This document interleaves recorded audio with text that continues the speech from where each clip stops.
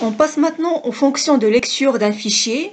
Nous allons étudier trois fonctions. La première, c'est la fonction fgetC qui va nous permettre de lire un seul caractère. La deuxième fonction, c'est la fonction fgetS qui va nous permettre de lire une chaîne de caractères. Et la fonction fscanf qui va nous permettre de lire une chaîne de caractères formatée. On commence alors par la fonction fgetC. Cette fonction elle prend un seul paramètre qui est le pointeur sur le fichier qu'on souhaite lire. Elle va retourner un int, qui est le caractère qui va être lu. Il va être converti par la suite selon la table ASCII. Et si la fonction n'a pas pu lire le caractère, donc comment on va savoir quel est le caractère qu'on est en train de lire? Donc c'est à travers le curseur qui va avancer au fur et à mesure de la lecture d'un caractère dans notre fichier. Et on peut savoir quelle est la position de notre curseur sur notre fichier. Et on peut modifier aussi cette position. On va voir par la suite quelles sont les fonctions qu'on peut utiliser pour manipuler le curseur dans notre fichier. La fonction fgetC, comme je viens de dire, elle avance le curseur d'un seul caractère. Donc si on souhaite lire tout le texte qui est dans notre fichier, il faut utiliser bien sûr une boucle afin de lire tous les caractères qui sont dans notre fichier. Donc voici un exemple avec la fonction fgetC qui permet de lire tous les caractères d'un fichier un à un et les afficher à chaque fois. Donc puisqu'on a dit que la fonction elle va retourner end of file si elle ne trouve plus un caractère à lire ou bien s'il y a une erreur. Donc on va faire une boucle en testant si on n'a pas encore reçu le end of file. Donc voici un exemple. On commence toujours par définir notre pointeur sur file. Ce pointeur, il va recevoir le résultat de la fonction fopen. Ici, on a défini une variable de type int, c'est elle dans laquelle on va stocker le résultat de la fonction fgetC, puisqu'on a dit qu'elle retourne un type int qui est le caractère.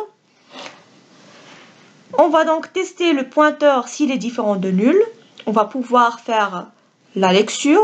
Donc, on a fait ici le mode R. On va faire une boucle tant qu'on a le caractère qu'on va recevoir à travers la fonction fgetC, il est différent de end of file.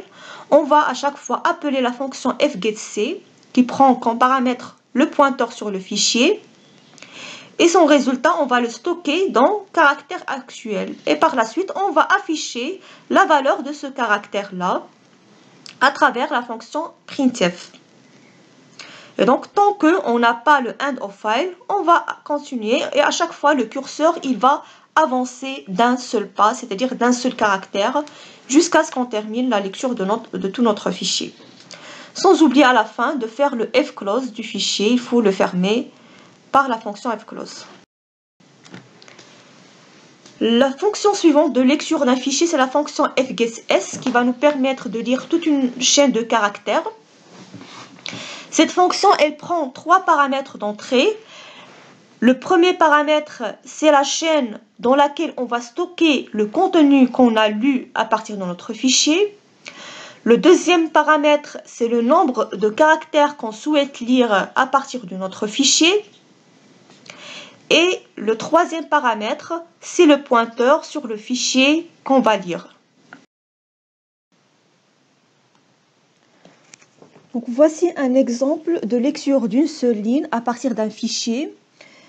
Dans cet exemple, on va créer une chaîne qui est suffisamment grande pour stocker le contenu. On a commencé par définir toujours le pointeur sur file.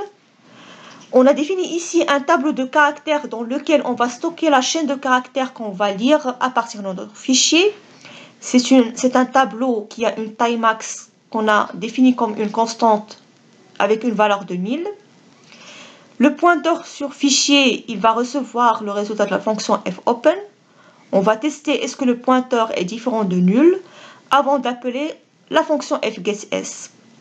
Cette fonction, elle prend, on a dit, le premier paramètre, c'est la variable dans laquelle on va stocker le résultat qu'on va lire. Ici, c'est le tableau de caractères.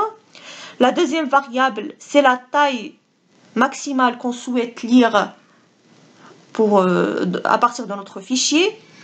Et le troisième paramètre, c'est le pointeur sur le fichier qu'on est en train de lire.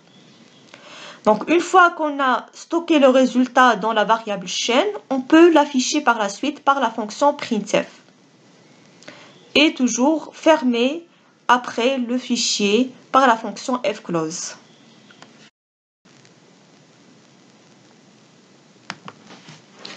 On va voir un autre exemple pour lire le contenu d'un fichier en utilisant la boucle while avec la fonction fgetS.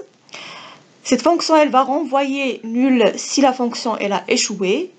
Et donc, dans notre boucle, on va faire le test. Si on reçoit nul, on va s'arrêter. Sinon, on va continuer la lecture de notre fichier. Tout à l'heure, ce qui va changer, c'est à l'intérieur de ce test sur le pointeur s'il est différent de nul.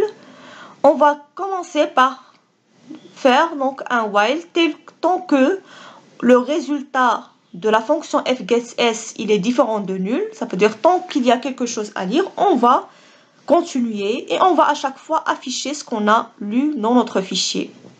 Une fois qu'on reçoit nul, on va sortir de la boucle while. La troisième fonction de lecture d'un fichier, la fonction fscanf, qui a le même principe que la fonction scanf. Elle va lire un fichier qui a été déjà écrit d'une manière bien précise. On va voir comme exemple la lecture d'un fichier qui contient 3 nombres séparés par un espace.